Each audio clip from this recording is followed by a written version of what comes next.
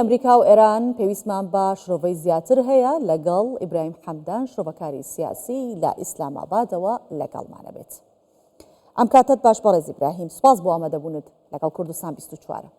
پاکستان چی کردووە بۆ ئەوەی کە دانوستانەکان ئەنجامیان هەبێ و سەرکەوتوو بن؟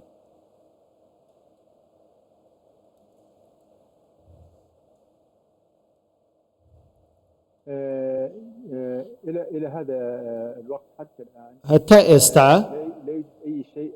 هیچ شتێک بە شێوەیەکی کردداری ڕوو نەبووەتەوە. هەموو شتێک تا ئێستا بە شاراوەی هێشتراوەتەوە و بەرپرسانی حکوومەتیش نایانەوێ بچنە ناو وردەکاریەکانەوە، کەی دەست پێیەکە لەکوێ کۆبوونەوە ئەکرێ. هەتا ئێستا وردەکاری نییە، بەڵام ئیسلام ئابادی پایتەخت ئامادەکاری کردووە و هەموو لایەنەکانی ئاگادار کردوێتەوە و شوێنێکی دیاری کردووە لە ناو ئیسلام ئاباد بۆی کە ئەم گفتوگۆیە بەڕێوە بچێ و دانووسانێکی گرنگ دەبێ و بۆی یەکەم جارە کە لە نێوان ویلایەتە یەکگرتووەکانی ئەمریکا و ئێران بەڕێوە دەچێت دوای 39 ڕۆژ جەنگ و کوشتار. بۆیە پاکستان میوانداری ئەم دانووسانە دەکا بۆەوەی کە ئەم جەنگە لە نێوان ئێران و ئەمریکا و ئیسرائیل کۆتایی بێت. بۆیە ئەم گفتوگۆیانە ئاگربەستی لێ بکەوێتەوە بۆ ماوەی 2 هەفتە. باش بەڕێز ئیبراهیم، بەشێک لە بەرپرسانی وڵاتان و ئەمریکاش ئاماژە بۆ ئەوەکەن کە ئەم ئاگربەستە لەرزۆکە. ئەگەر لەرزۆکە چۆن دانوستان ئەنجامیە بێ؟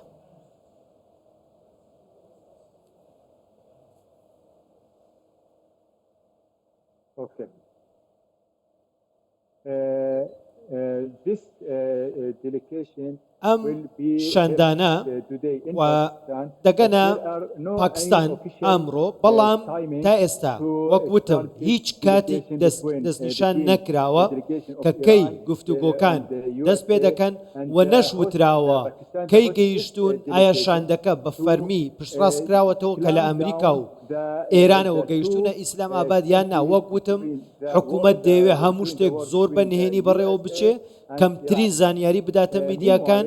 بەڵام لە هەمان کاتە پاکستان لە دوێنێەوە ئەمنیەتی و ئاسایشی شارەکەی بە تەواوی بە شێوەیەکی جیاواز پاراستووە. چەندین ڕێکاری تایبەتی گرتوتە بەر لە ئاسمان و زەوی و هەموو سنتەرەکان و زانکۆکان و هەموو ئەو ناوچانەی نزیکی ئەو دانوستانن بۆ ماوەی 2 ڕۆژ کراوەتە پشوو. باشە، پێداگیری ئەمریکا و ئێران لەسەر داواکاریەکان وا ناکات کە پێشەوەی دانوستان بکەن ئەنجامەکەی دیار بێ؟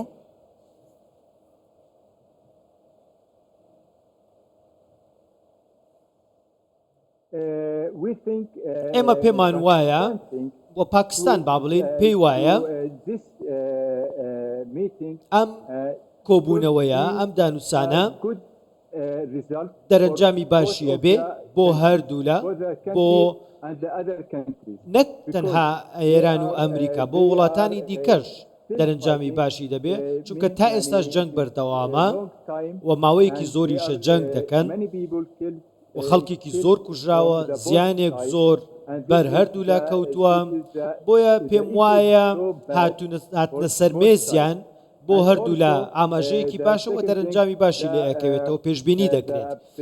بۆیە بابەتی زیادبوونی نرخی سوتەمەنی کە ڕۆژ بە ڕۆژ زیاد دەبێ لە پاکستانیش لێرە لە وڵاتانی دیکە. بۆیە ئەمەش ئاماژەیەکی دیکە، ئەمەش پاڵنەر و گوشارێکی دیکەیە بۆی کە هەردوولا بگەنە ڕێککەوتن. بۆیە ئێران بڕیاری داوە کە داواکاری هەبووە بیخاتە سەر مێز بۆ ئەم ئاگربەستە دەڕۆژیە و ئەمریکا دەبێ هەموو ئەو شتانەی کە ئێران داوای کردووە جێبەجێیان بکە و هێرشەکانیشی ڕابگرێ، هیچ هێرشێک نەکاتە سەر ئێران لە ماوەی دانووسانەکانە. و ئەم داواکاریانە لە ناویشیاندا دەبێت لوبنانیش بگرێتەوە واتە دەبێت جەنگ لە لوبنانیش ڕاوەستێ نەک تەنها لە ئێران. باشە بەڕێز ئیبراهیم بابن پرسیارە لێرە ئاڕاستەی جەنابەت بکەم ئەوی شەوەیە کە لا ئەو پێشنیارە دەخاڵیە کە ئێران هەیەی یەک پێشنیاری تریشی هەیە ئەویش محەممەد باقر قالیباف هەم کە سەرۆکی شاندی دانوستانکارەوە هەمیش سەرۆکی پەرلەمانی ئێرانە داوای ئەوەکە دەڵێ ئێمە شاندەکەمان نەچێتە ئیسلاماباد بەڵام ئەمانوێت پێش ئەوە تەواوی ئەو هێرشانەیە کرێتە سەر حیزبوڵڵا و بەتەبەتێش کرێتە سەر لوبنان ڕابگیرن ئەمە تا چەند کاریگەری ئەخاتە سەر دانوستانەکە دەڵێ ئەو جا ئێمە دەست بە دانوستانەکەی.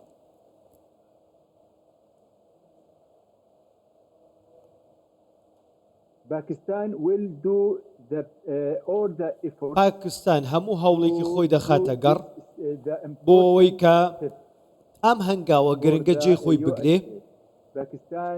پاکستان ئەوەی کە پێی بکرێ دەیکا وە کردوویەتی بۆی کە ئەم ململانەیە ئەم جەنگە لە نێوان هەردوو لە کۆتایی بێت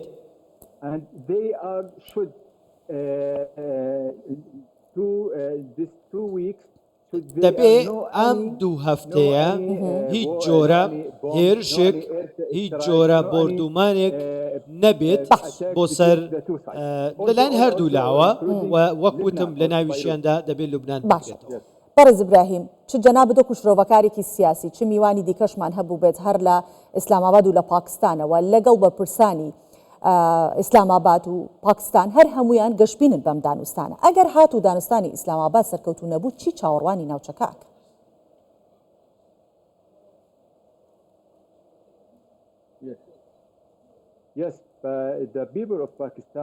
بەڵێ خەڵکی پاکستان زۆر دڵخۆشن بەوەی کە وڵاتەکەیان ڕۆڵێکی وا دەگێڕێ و هیوایەکی زۆر لەسەر ئەم دانوستانانە هەڵچنجاوە لەسەر حکوومەتی پاکستان بە تایبەتی لەسەر سەرۆک وەزیران شاهباز شەریف کە بەڕاستی کارێکی باشی کرد و دەستپێشخەریەکی زۆر باش و ناوازەی کردووە بۆ کۆکردنەوەی ئەم دوولایەنە بۆ ڕاگەیاندنی ئاگربەست ڕێکەوتنی ئاگربەست بۆی کە ئەم کێشەیە کە هەموو جیهانی گرتوێتەوە بە تایبەتی ڕۆژهەڵاتی ناوەڕاست کۆتایی بێت کۆتایی هەفتەی ڕابردوو بوو پێم وابێ کە شاندی تورکیا سعودیا میسر سەردانی پاکستانیان کرد و جەختیان کردەوە کە دەبێ ئەم جەنگە کۆتایی بێت بە هەر شێوەیەکەیە.